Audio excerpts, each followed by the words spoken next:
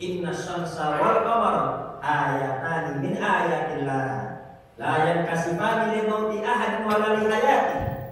Sesungguhnya matahari dan sesungguhnya bulan, keduanya adalah tanda-tanda kebesaran Allah Subhanahu wa ta'ala. Hati-hati, jangan sampai melirik di dalam sholat. Meliriknya nggak boleh, apalagi noleh. Sholat sambil noleh. Ya, awas, melirik aja ya, jangan. Apalagi noleh. Hati-hati, jangan sampai melirik dalam sholat. Fa'innahu halakah, karena itu dapat membuat kita celaka. Ya, melirik dalam sholat itu dapat membuat kita celaka nanti di sisi Allah Subhanahu wa ta'ala. Celaka apanya? Ibadah kita yang tidak sempurna di sisi Allah Subhanahu wa ta'ala.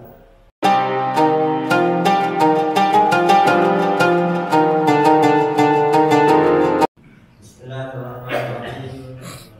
Assalamualaikum warahmatullahi wabarakatuh. Waalaikumsalam warahmatullahi wabarakatuh. Alhamdulillahilladzi hadana li hadza wa ma kunna linahtadiya laula an hadana Allah. Allahumma shalli ala sayyidina Muhammadin al-Fatih lima ughliq wal khatim lima sabaq nasrul haqqi bil haqq wal hadi ila siratikal mustaqim wa ala alihi wa sahbihi haqqa qadrihi wa miqdarihi al-azim. Amma ba'd. Yang saya hormati para orang tua, para sesepuh, para asatidzah, Guru Karam Bapak Haji Syarif, Guru Karam Bapak Haji Fuad, Guru Karam Ustaz Asman, Guru Karam Ketua RW 010, Guru Karam Bapak Mudir, Guru Karam Ustaz Hasbullah bil khusus. Yang saya hormati guru kita bersama Guru Karam Ustaz Al-Qarandes Muhammad Sa'i. Kita doakan guru kita semoga Allah panjangkan umurnya, Allah sehatkan badannya, Allah angkat segala penyakitnya, menjadikan putra-putrinya putra-putri yang soleh wassolehah. Dan kita semua yang hadir pada malam ini semoga kita semua mendapat ridha Allah, mendapat rahmat Allah.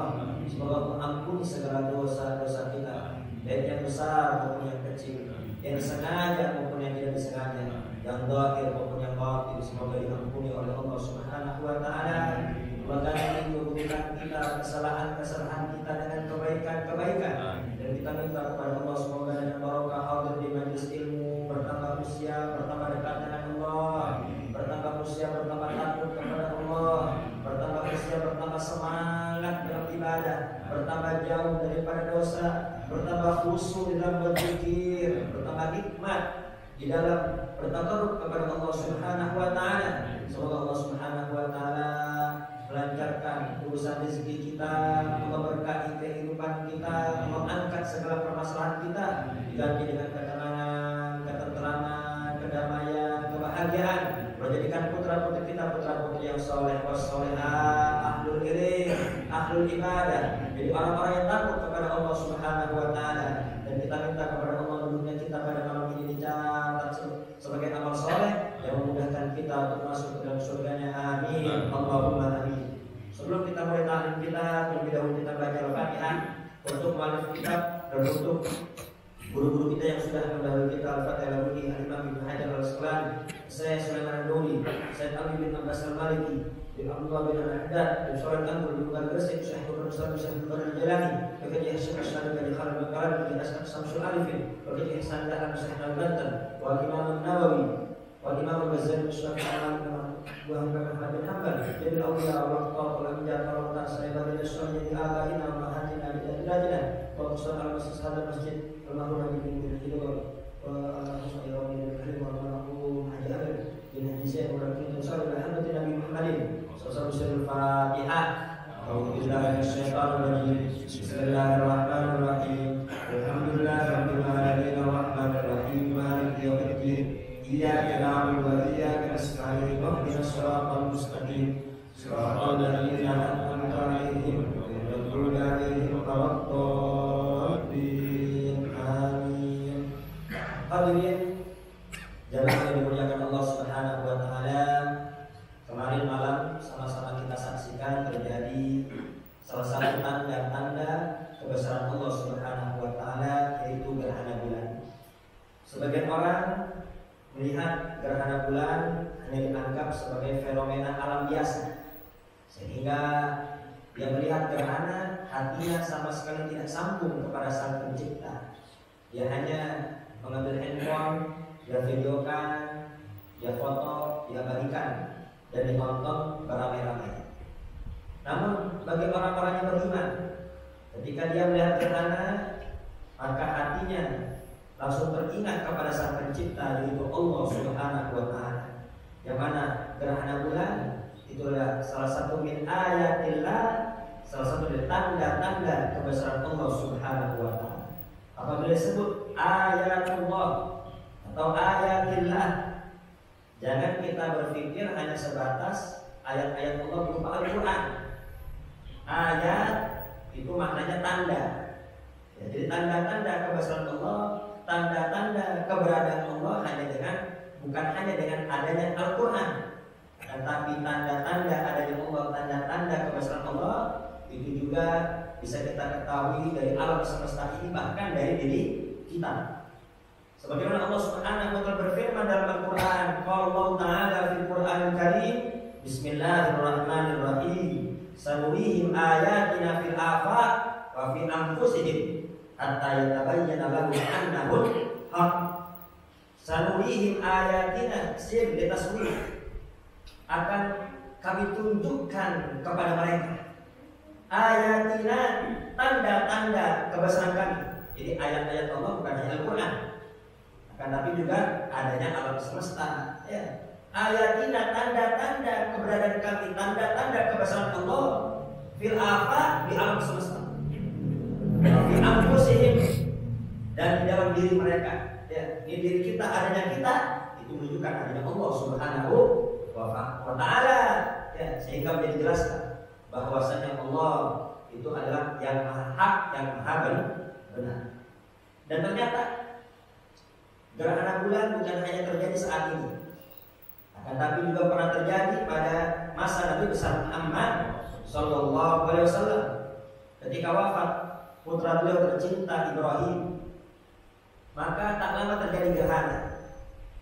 Ketika melihat terjadi gerhana, sahabat-sahabat beranggapan ini terjadi gerhana dikarenakan wafatnya Sayyidina Ibrahim, dikarenakan wafatnya putra tercinta Nabi, maka terjadilah gerhana.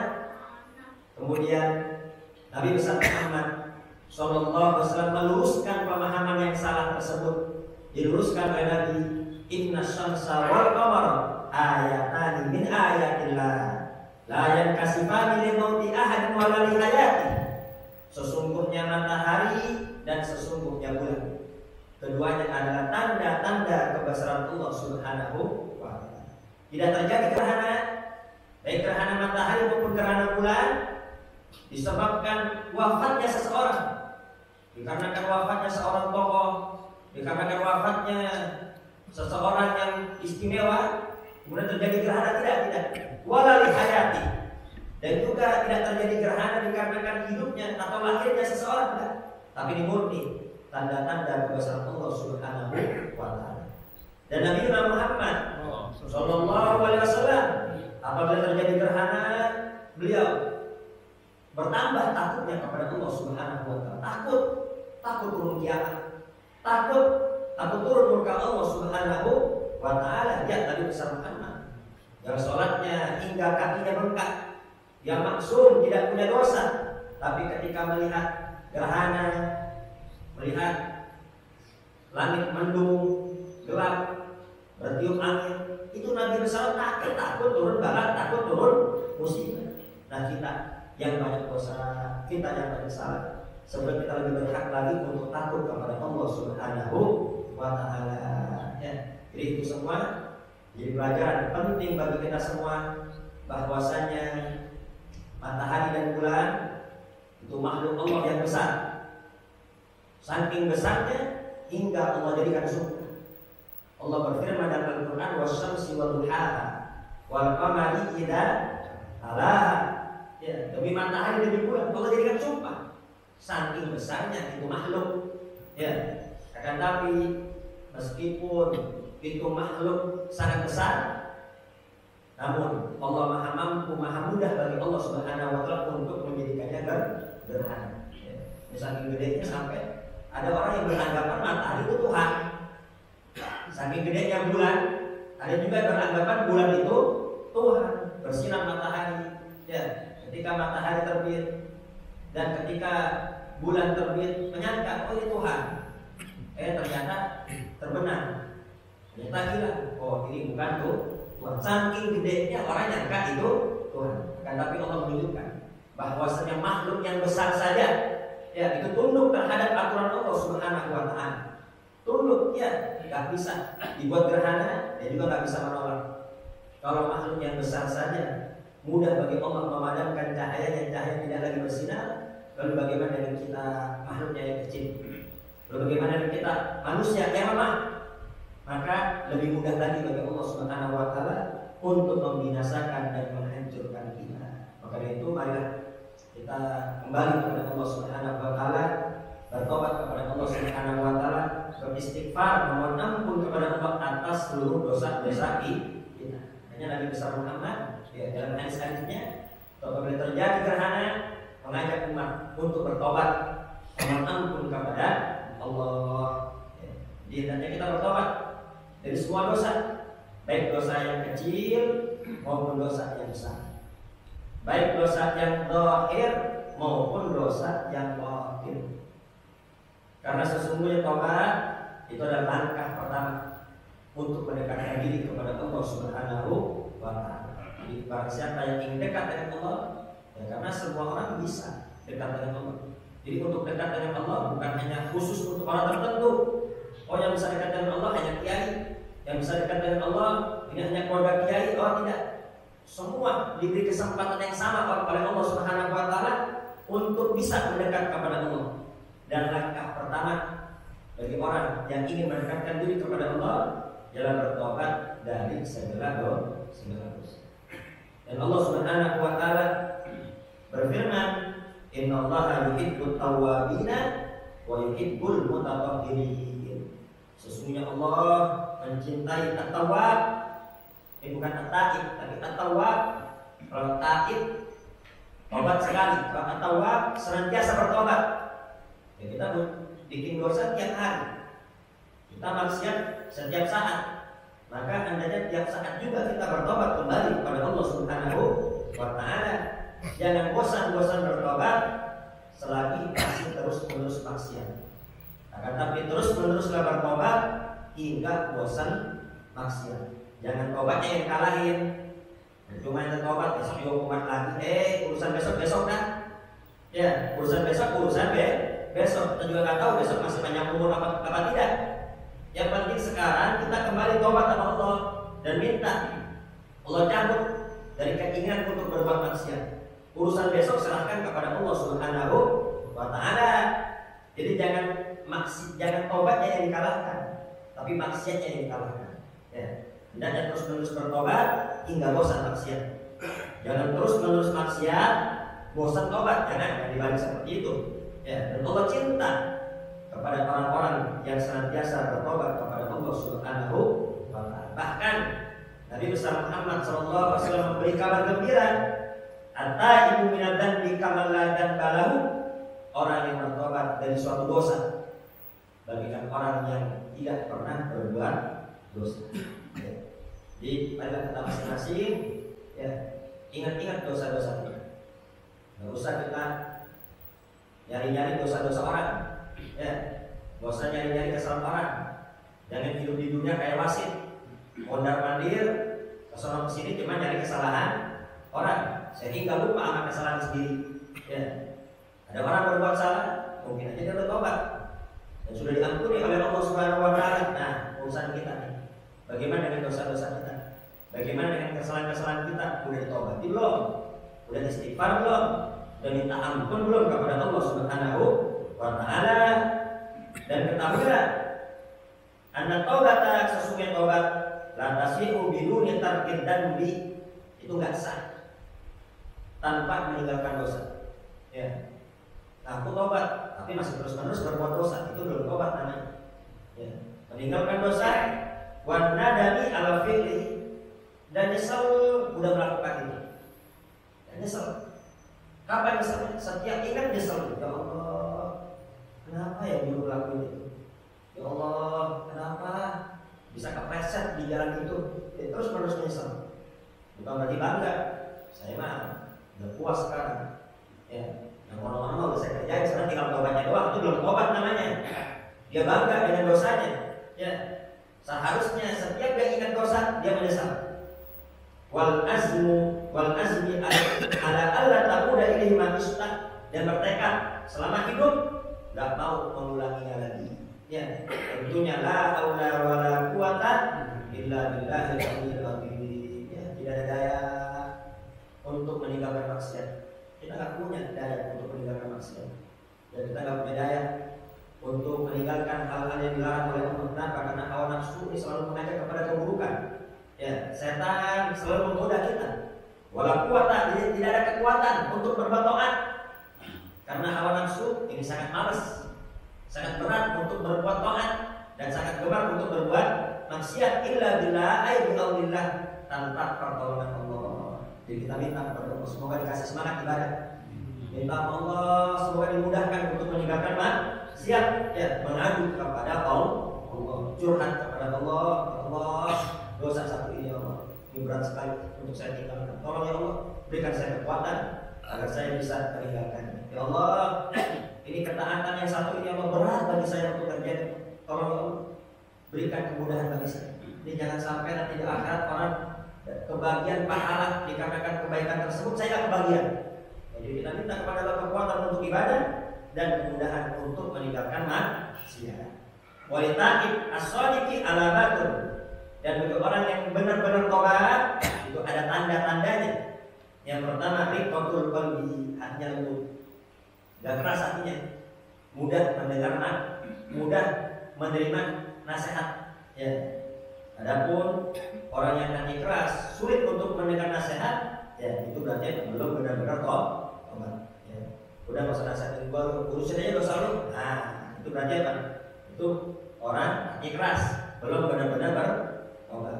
Kalau orang benar-benar bertobat, ketika dinasihati, ketika diingatkan, dia akan mengucapkan terima kasih dan tidak minta Allah, ya Allah, tolong ya Allah, mudahkan aku untuk meninggalkan. Yang kedua, bapak suratul buka, banyak menangis. Orang yang benar-benar bertobat banyak menangis. Ya. Dan nangis dikarenakan putus pekerjaan banyak. Ya, nangis dikarenakan masalah rumah tangga banyak. Ya, nangis dikarenakan penyakit banyak. Tapi yang nangis dikarenakan dosa dan maksiat ini yang sedih. Ya. Ini orang-orang sedikit ini yang menjaga kampung dari bala dan musibah. Ya. Jadi orang yang tobat, benar-benar tobat, jangan banyak menangis takut kepada Allah. Waluzumil muwafaqah, dan senantiasa istiqomah di dalam ketaatan kepada Allah Subhanahu wa taala. Wa hajru quronatis su, meninggalkan teman-teman yang jelek. Yang penting, dan terkadang orang baru hijrah, kan sekarang di musim hijrah.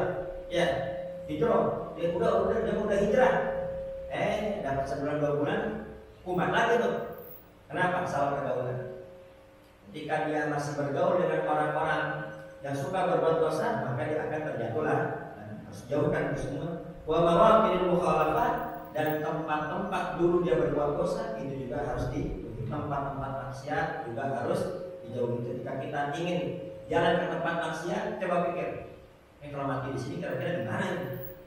Ya pikirin tuh. Ya. Terus pikirin juga nih, kalau terjadi gempa bumi, tsunami, mati di sini, kira-kira bagus apa enggak? Nah, jadi tempat-tempat maksiat, tempat-tempat yang enggak aman dari murka Allah, hendaknya kita jauhi. Ya.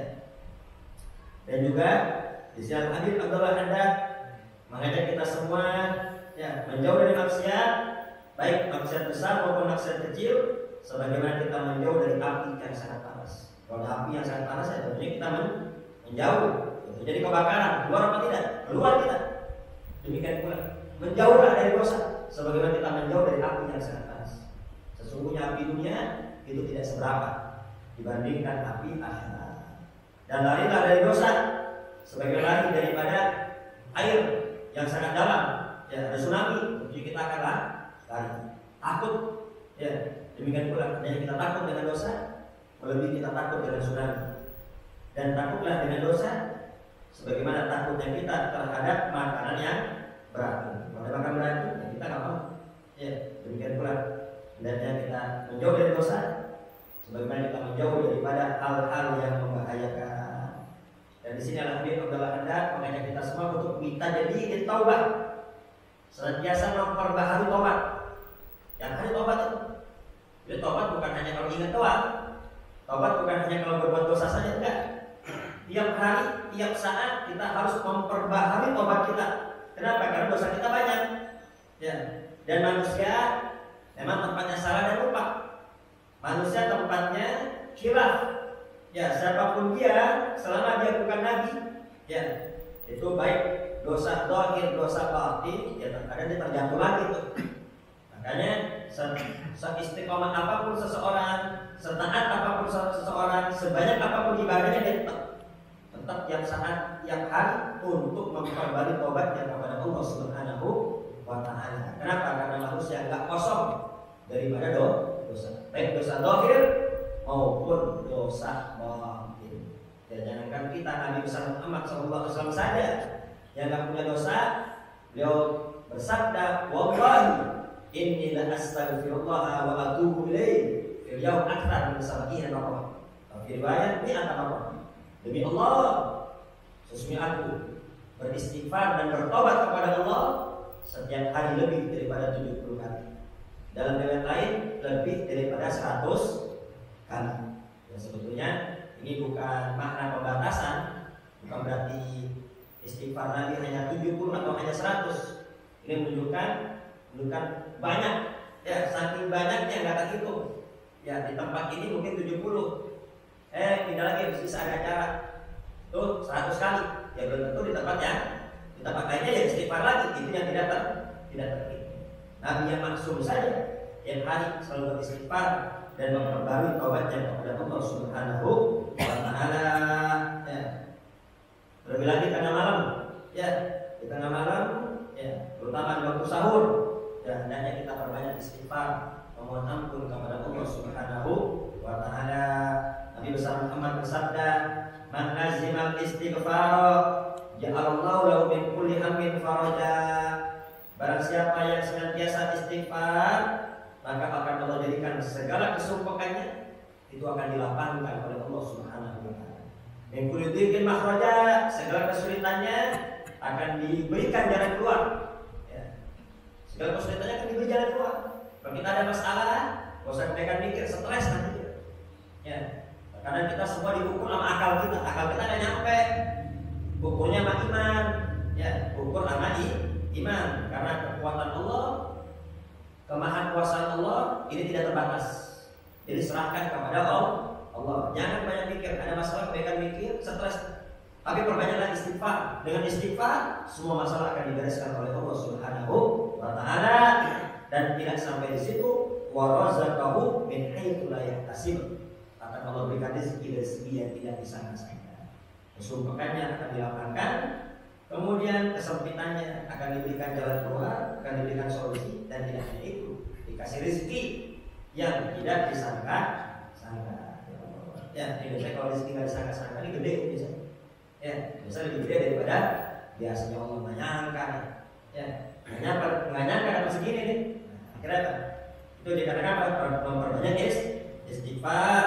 Ya, bahkan istighfar kita itu perlu diistighfar lagi. Kenapa kok istighfar kita perlu diistighfar lagi? Istighfarna yahtaju ila istighfar. Istighfar kita itu perlu diistighfar lagi karena ya, terkadang kita istighfar, lisan istighfar, tapi hati enggak ada penyesalan kepada Allah. Lisan istighfar, tapi hati tidak ada rasa takut kepada Allah. Itu ibaratnya ya, kayak anak buah berbuat kesalahan, kemudian dia minta maaf sama bosnya. Bos maafin ya, bos maafin, cuma gitu doang. Dia minta maaf, tapi mukanya melengos. Mukanya melengos sambil cengir. Ya, kira-kira bosnya maafin apa enggak? Oh, udah kurang ajar nih. Kalau minta maaf yang benar-benar, ya muka menghadap, terus juga apa? Dengan wajah penuh penyesalan. Nah, ini kalau kita istighfar tapi hati masih kemana-mana, tidak ada rasa takut, tidak ada penyesalan, berarti istighfar kita perlu diistighfari. Nah, dan juga perbanyak membaca Rabbighfirli wa tub alayya innaka antat tawwabur rahim. Rabbighfirli wa tub alayya innaka antat tawwabur rahim. Rabbighfirli wa tub alayya innaka antat tawwabur rahim. Rabbighfirli, ya Allah ampuni aku. Wa tub alayya, terima taubatku. Sesungguhnya Engkau Maha menerima taubat lagi Maha penyayang. Ya, jadi selain Astaghfirullahaladzim juga ada Rabbighfirli wa tub alayya innaka antat tawwabur rahim. Ya. Bahkan ini para sahabat Nabi bersama Muhammad menghitung zikir yang perlu berkah ini, ya, di satu majlis, ya, itu Nabi bersama Muhammad hampir 100 kali. Di satu majlis, satu pertemuan, zikir seperti ini hampir 100 kali. Berarti tempat yang lainnya ya banyak kali. Dan Nabi SAW di antara salah satu istighfarnya Nabi Rabbighfirli wa tub alayya innaka antat tawwabur rahim. Dan juga kita dianjurkan untuk membaca doanya Nabi Yunus, ya, dinun, didakwati dinun, ya, dengan doanya orang yang ditelan oleh ikan yang sangat besar. Siapa? Nabi Allah Yunus. Nah, apa zikirnya beliau? La ilaha illa anta subhanaka inni kuntu minadh dhalimin. La ilaha illa anta, tidak Tuhan kecuali Engkau. Subhanaka, maha suci Engkau ya Allah. Inni kuntu minadh dhalimin, sesungguhnya aku termasuk orang-orang yang berbuat zalim. Jadi karena kan kalau kita berbuat dosa ya kita udah zalim sama diri kita. Ya, kenapa? Ya berarti kita ingin diri ini dikebukin ke dalam api neraka. Sedangkan Allah menciptakan kita ke dunia untuk ibadah. Bahkan ada riwayat annaha ismullahil a'dzam, bahwasanya la ilaha illa anta subhanaka inni kuntu minadh dhalimin termasuk ismullahil a'dzam, termasuk nama Allah yang sangat agung, nama Allah yang sangat istimewa. Ya, wa anna la yaquluha mahmumun wa la madmumun illa farajallahu anhu. Ya, barang siapa yang suka, barang siapa yang sedih, barang siapa yang sedang susah, baca la ilaha illa anta subhanaka inni kuntu minadh dhalimin, kesumpahannya, kesedihannya akan dilampahkan oleh Allah Subhanahu wa ta'ala. Semoga Allah Subhanahu wa ta'ala mengampuni dosa-dosa kita, yang besar maupun yang kecil, dari sengaja maupun yang tidak disengaja, dan zahir maupun yang batin. Semoga diampuni oleh Allah sehingga kita semua selamat di dunia, selamat di akhirat, bahagia di dunia, bahagia di akhirat. Amin. Allahumma amin. Kita lanjutkan kajian hadis Bulughul Maram. Sampailah kita pada hadis yang ke-192. An Abi Dzar radhiyallahu anhu qala, dari Abu Dzar, semoga Allah meridhai beliau, dia berkata, qala Rasulullah sallallahu alaihi wasallam, telah bersabda Rasul sallallahu alaihi wasallam, idza qama ahadukum fi sholati fala yamsahil hasa, apabila salah seorang dari kalian sholat, maka jangan sambil mengusap kerikil. Ya, zaman dulu itu masjidnya masih tanah.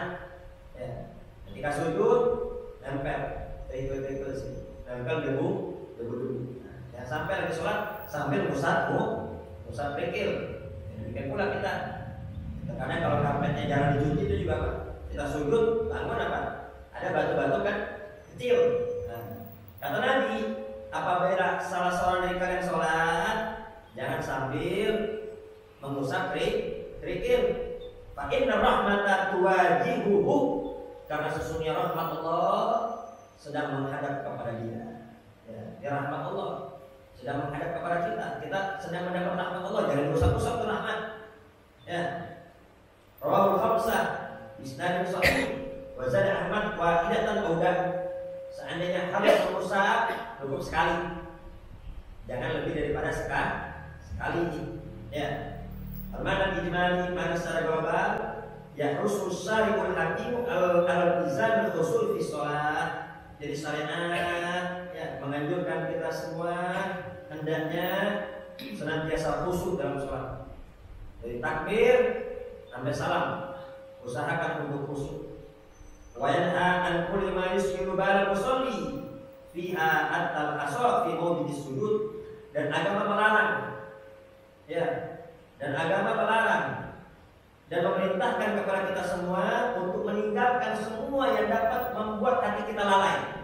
Ini hati kan seharusnya mentadabburi bacaan-bacaan sholat, ya, dengan penuh rasa takut, dengan penuh rasa takdim, rasa hormat kepada Allah Subhanahu wa taala. Ini jangan sampai hati jadi lupa dari Allah. Kenapa? Dikarenakan sibuk membersihkan kerikil, membersihkan debu dari tempat sujud. Ya. Jadi hendaknya bagaimana? Kalau mau ngebersihin dari awal sebelum sholat. Sebelum sholat bersihin dulu tuh. Dan sampai pas lagi sholat, usap-usap jidat, kemudian bersih-bersihin tempat sujud. Ya. Itu semua bisa melalaikan hati kita dari sholat. Seandainya harus membersihkan, cukup satu kali aja, jangan lebih daripada itu. Ya. Kenapa? Ya, karena kita dianjurkan untuk khusyuk di dalam sholat.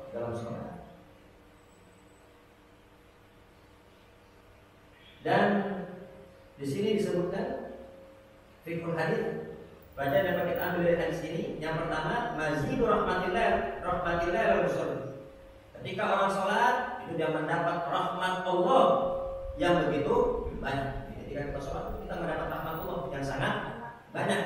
Hendaknya hadirkan hati kita, ya, di wajah kita, ya, wajah orang sholat itu bercahaya. Kenapa kok bercahaya? Dikarenakan yang mendapat rahmat Allah. Nah, rahmat Allah jangan disingkirin. Ya, rahmat Allah jangan disingkirin. Yang kedua, karahatu masjid aswaf fi sholat. Di Allah yusbilu bi kulli amaliha, ya, makruh membersihkan kerikil, membersihkan debu ketika sholat. Kenapa? Karena itu dapat menyibukkan kita dari kegiatan sholat. Yang tadinya khusyuk, sibuk amat kerikil. Jadi semua yang bisa membuat hati kita lalai itu dilarang. Termasuk di sholat begini.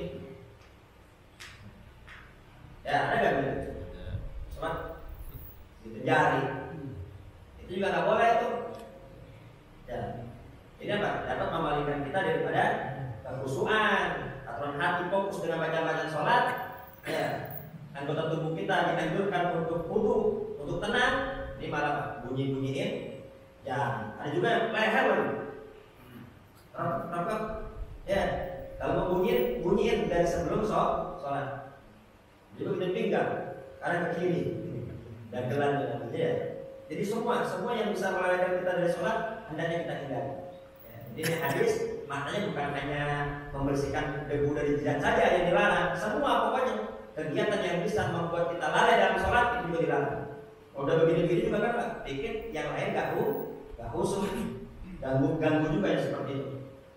Kemudian seandainya terpaksa dikarenakan sakit, debu sakit yang berjuta, seandainya harus dibersihkan cukup sekali aja. Ya, cukup sekali aja, jangan berkali-kali. Kalau perlu, ya sebelum sholat udah diberesin semua tuh. Ya, jangan sampai pas sholat kita malah sibuk dengan debu. Dan yang selanjutnya ihtimam syar'i bi huduril qalbi fi shalah. Ya, agama ini sangat memandang penting hadirnya hati di dalam sholat. Ya. Jadi hadirnya hati dalam sholat itu sangat penting. Sehingga ada sahabat disahkan dalam kitab An-Nasailud Diniyah wal Wasaya Imaniyah. Dia lagi datang ke kebunnya. Ini kebunnya luas, ya, kebun yang sangat luas, hektaran kebunnya. Ya. Dia sholat di kebunnya. Lagi sholat di kebunnya, tiba-tiba dia melihat pohon, dia burung terbang dari satu pohon ke pohon yang satu, terbang sambil berkicau. Dia lagi sholat, kasihkan tulang burung. Lihat itu burung tadi. Ya. Sampai dia sempat lupa dalam sholat. Siapa? Dia sholat ini. Dilanjutkan sholatnya. Langsung setelah itu dia datang kepada Nabi besar Muhammad SAW. Ya Rasul, kebun saya yang besar di sana, aku sedekahkan di jalan Allah. Kenapa? Ya, karena itu sudah membuat aku lalai dalam sholat. Itu dalam riwayat itu kebunnya bukan kebun yang kecil, Itu kebun yang sangat indah. Kalau sekarang itu bisa dijadikan tempat tamasya, ya, tempat untuk jalan yang disedekahkan di jalan Allah Subhanahu Wa Taala, karena udah bikin dia lalai dalam sholat. Kenapa? Karena sahabat itu memandang dunia kecil, ya. Sedangkan sholat itu sangat luar. Beda sama kita, cuma hanya dikarenakan gaji nggak seberapa, mereka sholat, ya. Ini sahabat, dia rela meninggalkan dunianya asalkan jangan ketinggalan sholat, bukan sholat lagi, khusyuknya. Jangan sampai ketinggalan khusyuknya. Jadi kalau kita udah nggak punya benda gitu, kalau semua harus disedekahkan, ya mungkin benda kita habis semua kan. Ya, handphone besok kadang bunyi. Itu kalau ngikutin sahabat jual juga tuh handphone. Ya. Kemudian yang kelima, ihtimam sahabat bisu'ali amma asqala alaihi min ilmi. Ya, sahabat itu sangat mementingkan ilmu. Setiap ada masalah itu bukan kira-kira. Setiap ada masalah itu nggak pakai pendapat pribadi. Ya, selama ada Nabi, mereka langsung bertanya kepada Nabi besar Muhammad Sallallahu Alaihi Wasallam. Penting bagi kita semua, jangan pernah jauh daripada guru kita, jangan pernah jauh daripada ulama, jangan pernah jauh daripada habaib. Agar apa? Agar hidup kita terarah, tidak salah jalan, tidak jauh daripada ajaran-ajaran Allah Subhanahu Wa Taala, dan juga agar hidup kita barokah. Lanjutkan hadis yang ke-193. An Aisyah radhiyallahu anha qalat, dari Sayyidah Aisyah, semoga Allah meridhai beliau berkata, sa'altu Rasulullah sallallahu alaihi wasallam, aku pernah bertanya kepada Rasul anil iltifati fi shalah, dari melirik di dalam salat. Ya, dari melirik di dalam salat. Faqala, Nabi menjelaskan, wa ihtilasun yahtalu syaitan min shalatil abdi. Itu orang udah dijamret oleh setan. Ya, setan menjamret salatnya seorang hamba. Dalam riwayat lain, iyyaki wal iltifat, hati-hati jangan sampai melirik di dalam salat. Meliriknya nggak boleh, apalagi noleh. Salat sambil noleh. Ya, awas, melirik aja jangan. Apalagi noleh. Hati-hati jangan sampai melirik dalam salat. Fa innahu halakah, karena itu dapat membuat kita celaka. Ya, melirik dalam salat itu dapat membuat kita celaka nanti di sisi Allah Subhanahu wa Ta'ala. Celaka apanya? Ibadah kita yang tidak sempurna di sisi Allah Subhanahu wa Ta'ala. Al-ma'na al-ijmali ma'na secara global, al-iltifatu fi sholati in kana bisa ibadanihi bihaitsu yatahawwal bil qiblah fa huwa mubtilun lis-shalah. Ya. Ini apabila kita, ini bukan melirik lagi, apabila kita menoleh dalam sholat dengan seluruh badan, ini badan kita semua mingsar dari arah kiblat sampai berpaling dari arah kiblat tapi seluruh badan, maka itu membatalkan sholat. Ya, kalau sampai seluruhnya ini badan-badannya, kan patokan dada. Dada ini harus menghadap kiblat. Jadi kalau udah badan-badannya, maka itu batal. Assalamualaikum warahmatullahi wabarakatuh. Assalamualaikum warahmatullahi wabarakatuh. Batal ini. Badan nggak usah ikut, cukup kepala saja. Assalamualaikum warahmatullahi wabarakatuh. Ya, cukup kepala. Sekiranya orang belakang melihat pipi kita ini, ya, kemudian diam sebentar di depan, baru assalamualaikum warahmatullahi wabarakatuh. Jangan bawa badan-badannya. Kalau badan-badannya batal itu. Wa in kana bi ra'si faqat fa huwa makruhun. Kalau yang boleh hanya kepalanya saja, itu makruh. Ya, sholat sambil noleh. Ini makruh. Kenapa? Karena dapat mengurangi khusyuk dan berpaling dari Allah Subhanahu wa Ta'ala. Fa musalli idza sarafa wajhu in sarafallahu anhu. Karena orang yang sholat ketika dia melengos dari Allah, dia berpaling dari Allah, sholat sambil nengok, udah Allah juga berpaling dari itu. Udah gak diperhatiin lagi sama Allah sholat. Ya, udah ditinggalin sholat. Artinya Allah udah gak butuh aman sholatnya. Allah berfirman, ila man tafid, kepada orang yang noleh dalam sholat, ente noleh kemana? Siapa yang terlihat? Laman huwa khairun minni, apakah ada yang lebih baik daripada aku? Apakah ada yang lebih baik daripada aku? Engkau sekarang sedang menghadap aku kok sampai noleh-noleh kayak lainnya. Emang ada yang lebih baik daripada aku? Wa amal iltifat binadratin fa huwa khilaful aula. Adapun noleh, melirik, kalau hanya melirik saja itu apa? Itu bertentangan dengan sesuatu yang lebih utama. Ya, kalau sama kepala itu makruh. Tapi kalau hanya mata saja, melirik mata saja, itu khilaful aula. Ya, dapat hal yang afdol, bertentangan dengan hal yang lebih afdolnya bagaimana? Mata fokus ke tempat sujud. Ya, anggota tubuh tenang, jangan banyak gerak. Mau dikit-dikit banyak gerak, udah ketahuan tuh berarti tidak khusyuk. Lisan membaca bacaan sholat dan hati mentadaburi isinya. Ya, semua harus tunduk menghadap kepada Allah Subhanahu wa Ta'ala. Jadi yang sujud bukan hanya kepala saja, tapi semua sujud hormat tunduk kepada Allah Subhanahu wa Ta'ala. Dan yang kita kira Allah akan tahu kalau kita ngelirik. Ya. Ya'lamu kha'inatal a'yun. Allah Maha mengetahui khianatnya mata. Ya. Allah Maha mengetahui khianatnya mata. Allah Maha mengetahui kedipan mata. Dan kita kira Allah nggak tahu kalau kita ngelirik. Allah Maha tahu. Demikian pula Allah melarang kita untuk memandang yang bukan mahram. Jangan kita kira kalau kita cuma melihat doang Allah nggak tahu, catat dosa itu. Ya, karena cuma melihat doang mata sebelah tetap dosa. Ya, jadi melihat nggak sengaja itu bonus. Tapi kalau dilihatin terus itu baru dosa. Bahkan asal melihat doang tetap dicatat dosa. Ya kamu kha'inatal a'yun. Kalau tahu khianatnya mata. Di mata kita diciptakan untuk melihat Quran, kita melihat ke situ kan khianatnya. Dan yang dikira Allah nggak tahu, Allah Maha tahu. Ya. An-nadhatu sahmun masmumun min sihami iblis. Itu pandangan yang haram, itu anak panah daripada panah iblis. Jadi jika orang sudah memandang yang haram, itu udah kena panah beracun dari panah iblis.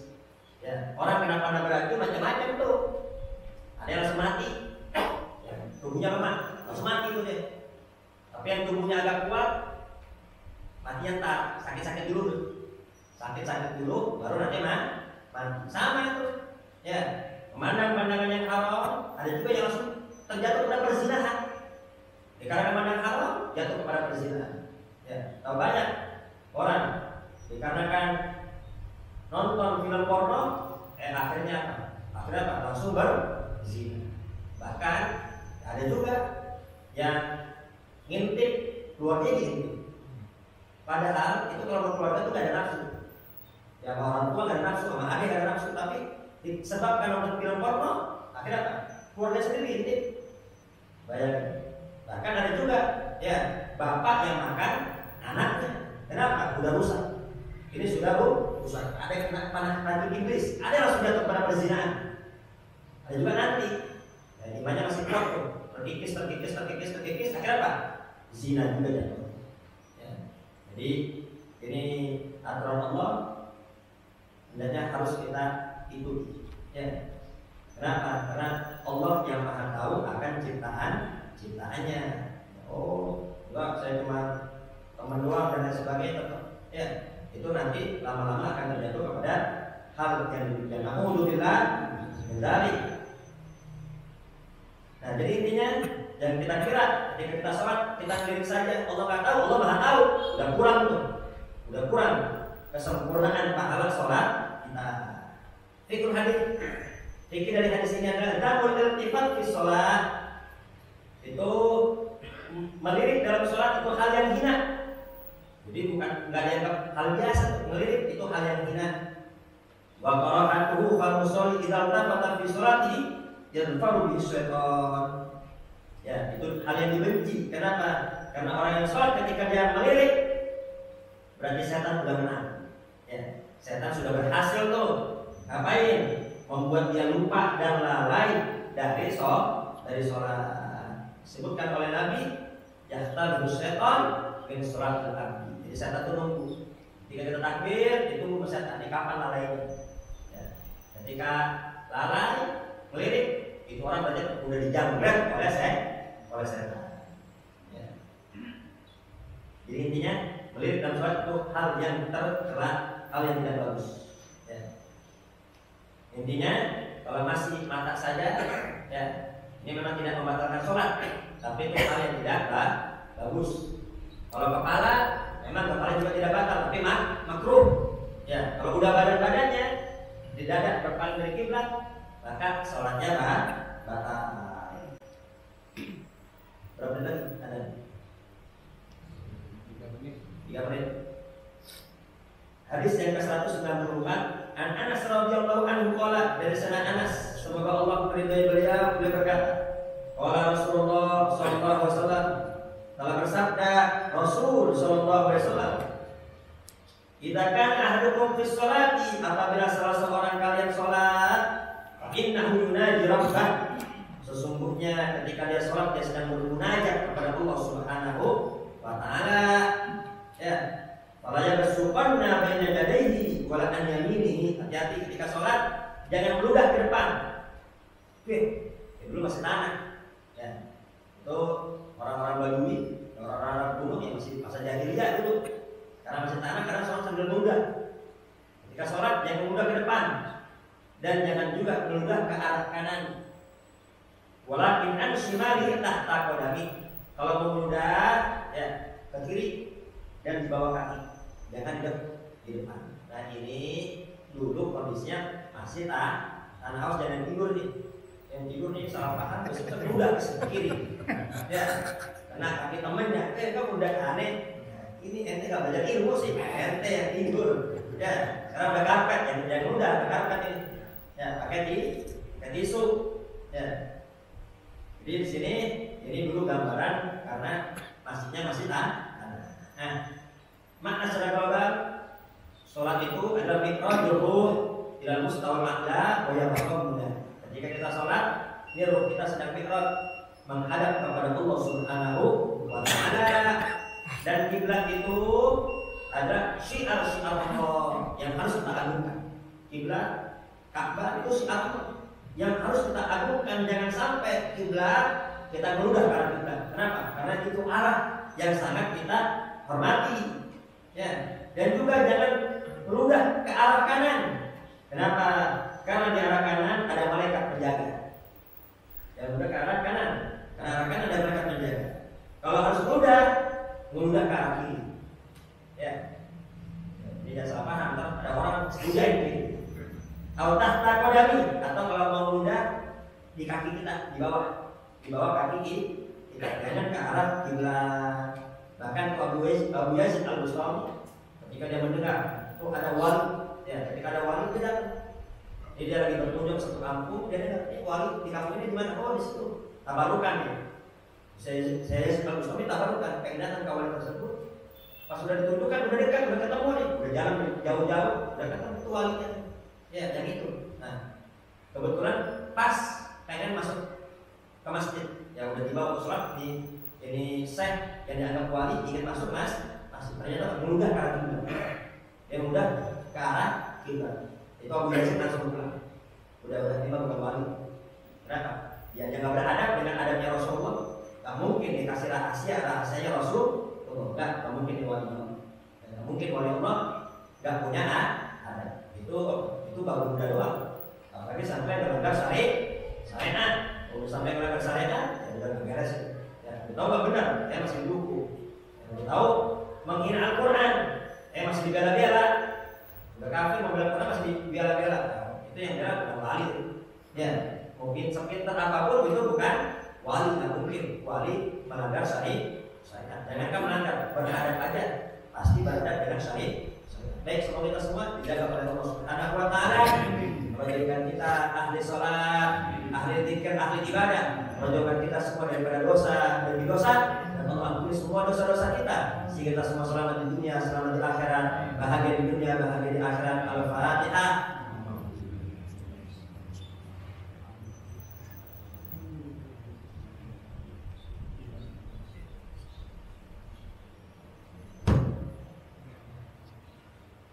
Terima kasih.